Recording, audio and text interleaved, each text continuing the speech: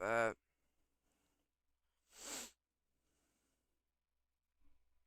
All right.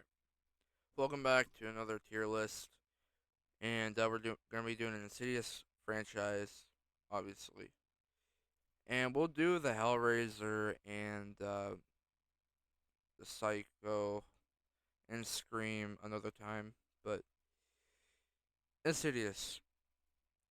Um. So yeah, without any further ado to do, let's get into it. So Insidious one,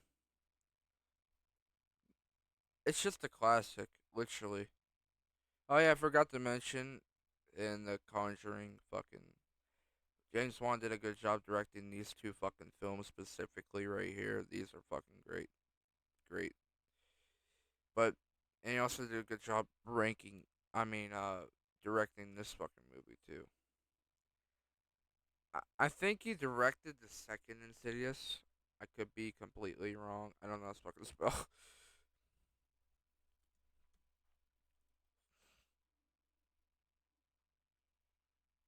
Okay, he directed the second Insidious. Okay.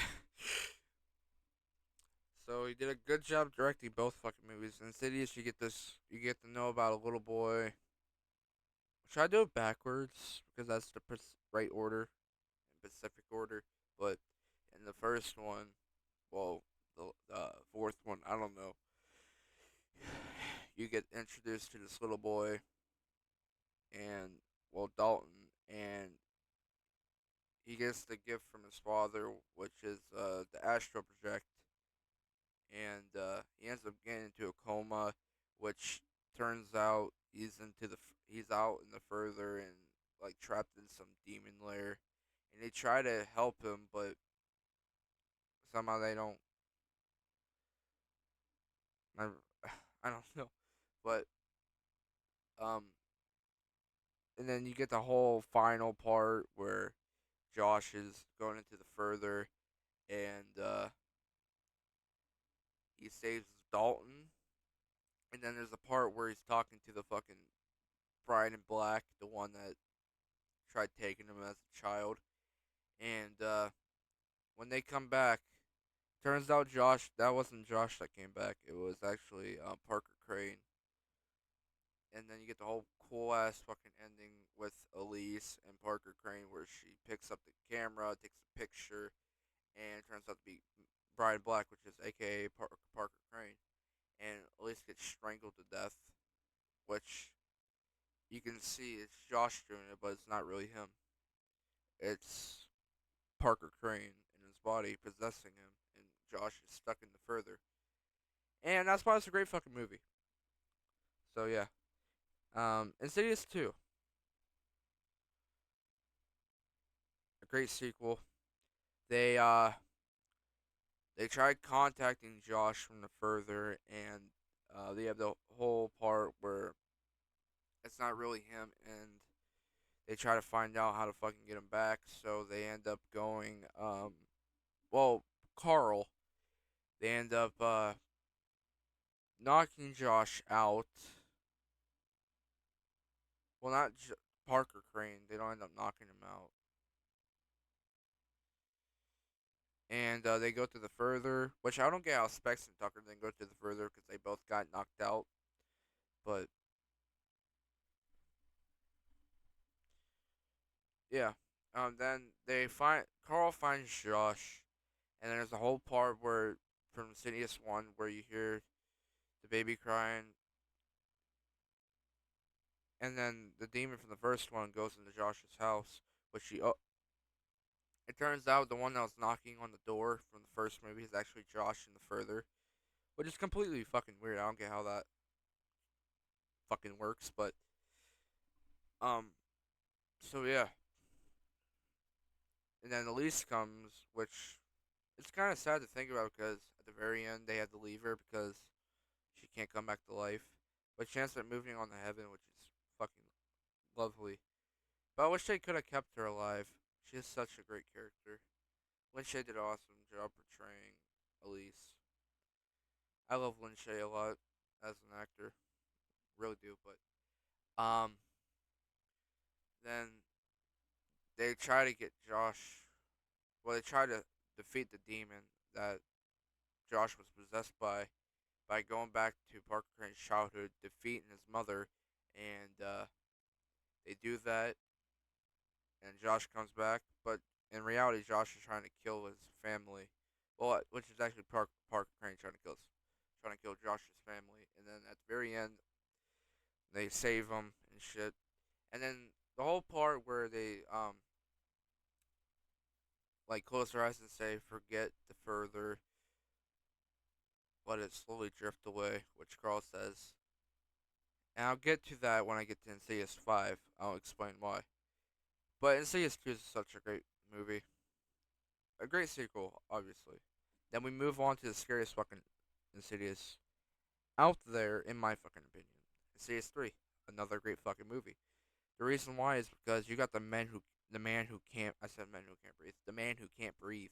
And I think that's an awesome fucking demon. I think he's fucking scary as shit. Like, imagine that demon trying to take you, like, trying to, like, take all of you. If you understand what I mean. And he wants you to come in further. But, at least, after all these years, can't do it no more because she is, scared that she's gonna die, obviously. But she overcomes that fear. And she ends up saving this girl named Gwen,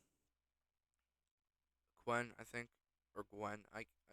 It could be either, but I actually watched Insidious 3 a couple days ago. It's on Peacock. I watched it actually 2 times. It's a great fucking movie, but wish I would add all the Insidious movies. But anyway, back to what I was saying is oh, then there's a whole part where Elise tries contacting out to Gwen's mother, and it turns out it's the man who can't breathe. And she goes down to the basement and she gets attacked by him. And there's a whole part where Gwen gets attacked by the man who can't breathe upstairs, and somehow she gets taken upstairs by falling asleep on the couch, and then comes she gets into the wheelchair somehow. It makes no fucking sense, but it's creepy as fuck. At the very end, it works. They save Gwen, and um, turns out Elise met Jack in the further, which wasn't really Jack. It was the man who can't breathe, but trying to pretend it was Jack. But then at the very end,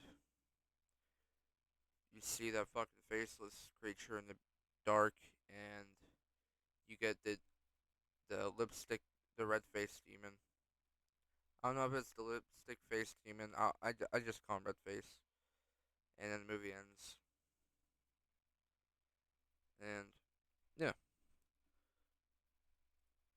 yeah, Insidious 4. I'm gonna say this is good. This is fucking great too. It's because I actually liked Insidious 4. It's like where Lisa's dickhead father abused her and kept the victims in his fucking house. Horrible. But Lisa goes back to her childhood home and tries to help the man that called for her. She ends up meeting her brother, which her brother doesn't want to talk to her because she left him with that abusive asshole of her father. And at the very end, they try to unlock all the doors, and then they end up unlocking one of the doors, and it turns out it's Dalton.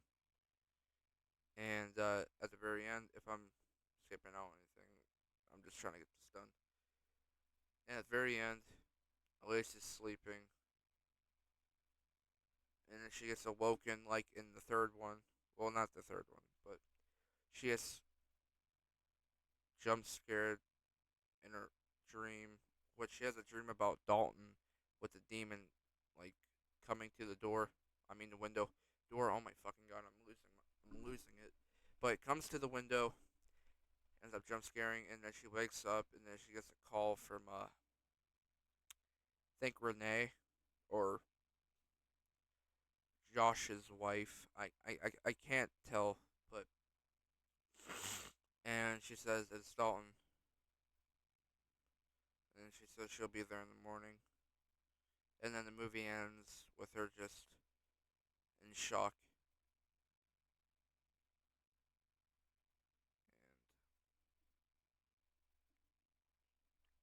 And yeah, moving on to Insidious 5. It was good. Put it there because it wasn't fucking great. They could have done a little bit more, but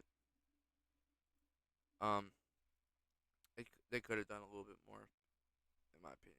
I think they could have done a little bit more, but um, so in this one, it's like 10 years later, I believe. Yeah, because the last Insidious was in 2014, the second one, but focuses on the Lambert family again for the final time, and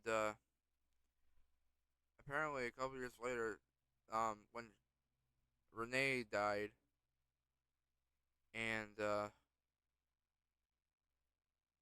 yeah, Renee died, and they have the funeral, and then Carl's there, and Josh is like, "Do I know you?" And in my mind, I don't get how Josh doesn't remember these people. I know his brain has been foggy, but I know they got hypnotized. Oh yeah, and this one, Josh and Renee.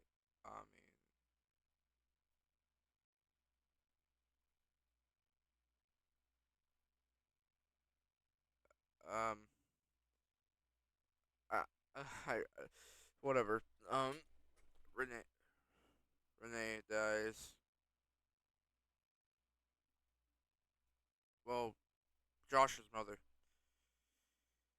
I think that's her name, Renee. I don't fucking know. I really don't anymore. And then at the very end, I'm just gonna skip. Well, there's a part where Josh finds out about his father that killed himself and abandoned his family. And then at the very end, they defeat the red-faced demon again. Then Josh is walking to his car, and then a familiar voice comes out of fucking nowhere, and it's Elise. And he's like, "Do I know you? I know you." And the fucking I don't know how to explain it. I cried at this part because Elise is such a great character. I don't know why they had to kill her off. Just made me tear up because I don't get why they had to kill her off so fucking early. But apparently, when Josh looks behind him, she's gone, which turns out it was her spirit coming back.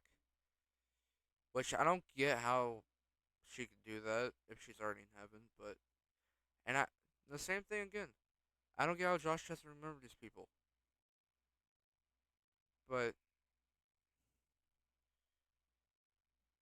because he got hypnotized, but when he remember a little bit, because it says brain foggy and a bunch of shit. But yep, that's my tier list for Insidious movies. Um, yeah, that's about it. See ya.